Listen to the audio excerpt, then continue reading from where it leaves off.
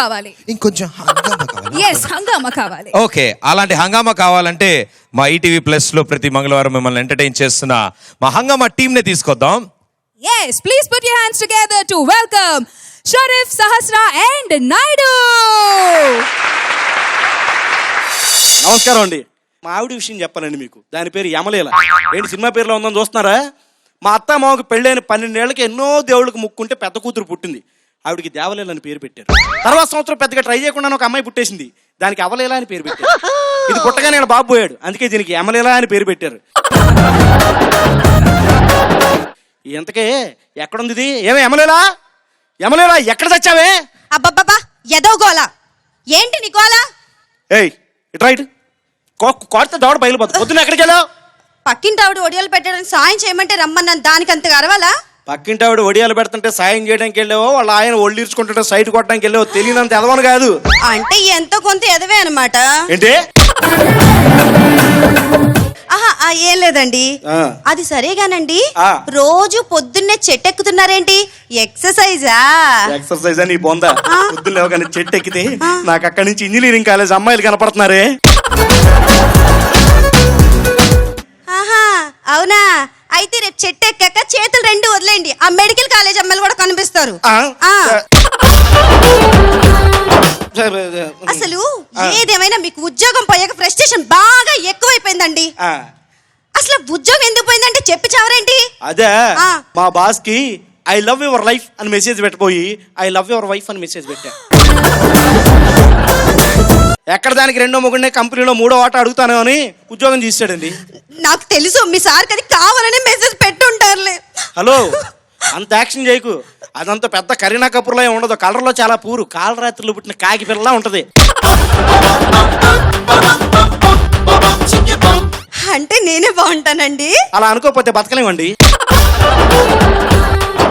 ఏంటి అంటున్నారు? అదే నువ్వు చాలా అందంగా ఉంటావని చెప్తున్నాను. సరే గాని మీకు ఉద్యోగం పోయాక కొంచెం బజ్జ వచ్చిందండి. అసలు పెళ్ళైన మగవాడికి పొట్ట ఎందుకు వస్తుందో తెలుసా మీకు? అబ్బే తెలీదండి. పెళ్ళం పెట్టే కష్టాలు నీ కడుపులో దాచుకుంటావే.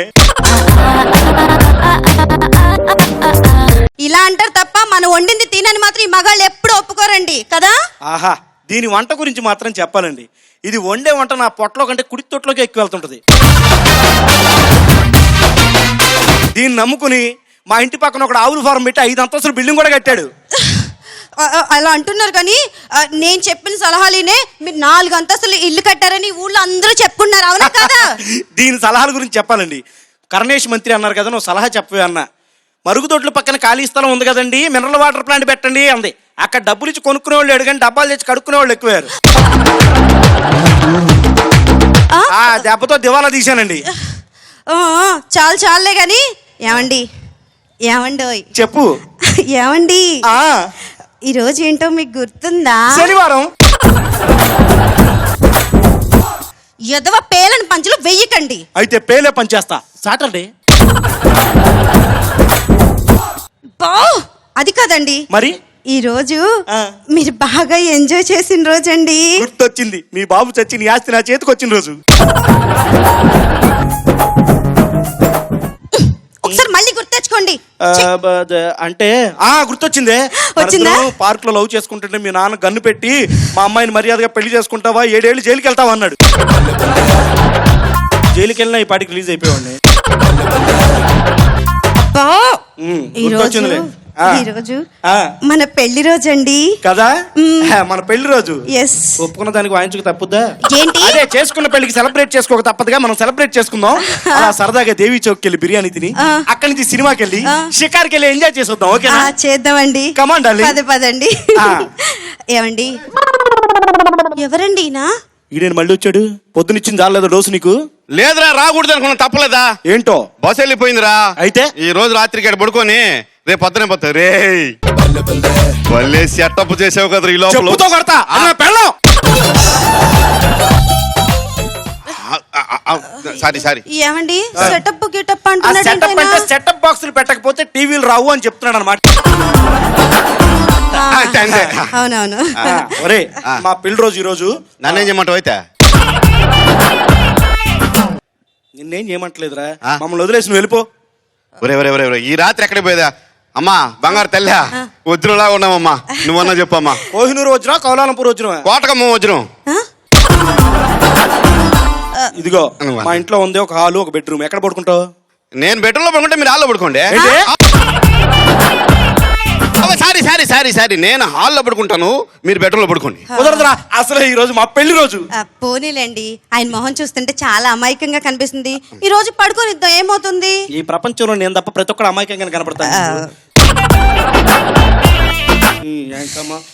మా ఆవిడ చెప్పింది కాబట్టి ఊరుకుంటున్నాను. పొద్దున్న లేచి వెళ్ళిపోవాలి. పొద్దున్న లేచి వెళ్ళిపోతా.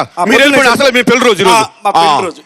పదవే మన సినిమాకి రే పడుకుని పొద్దున్న వెళ్ళిపో. అట్టే రోజు అమ్మయ్యా దొరికింది ఈ రోజుకి.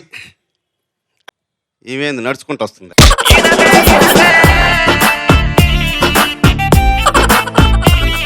నాయన ఈ జబ్బు కూడా ఉంది. ఇంకే సినిమా యాక్టర్లు డాన్స్ చేసినట్టు నడుస్తుంది. మొత్తం మేడం సార్ ఏంట్రా ఏంటి గొడవ ఏంటి?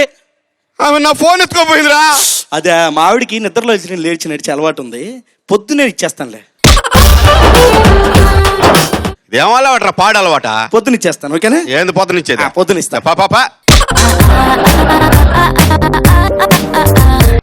పనికి మాలనాడా పొద్దున ఇస్తాను. ఏది మళ్ళీ నడుచుకుంటూ వస్తుంది. ఇంకేముంటాలే నా దగ్గర. అబ్బా ఏమి నడక, ఏదో రౌండ్ తిరుగుతుంది నా చుట్టా.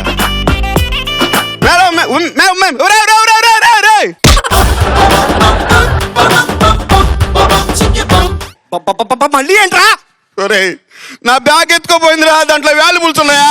వాల్యుబుల్స్ ఉంటే ఎక్కడికి పోవు. మా ఆవిడికి నిద్రలో లేచి నడిచి అలవాటు ఉంది. నడిచేప్పుడు ఏది దొరికితే అది తీసుకెళ్ళిపోద్ది. పొద్దున్నే ఇచ్చేస్తా అని చెప్పాగా.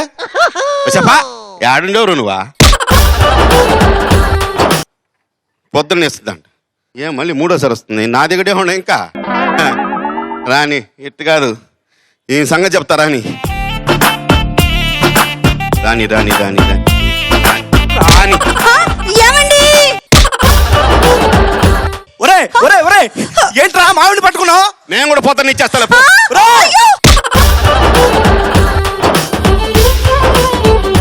Thank you.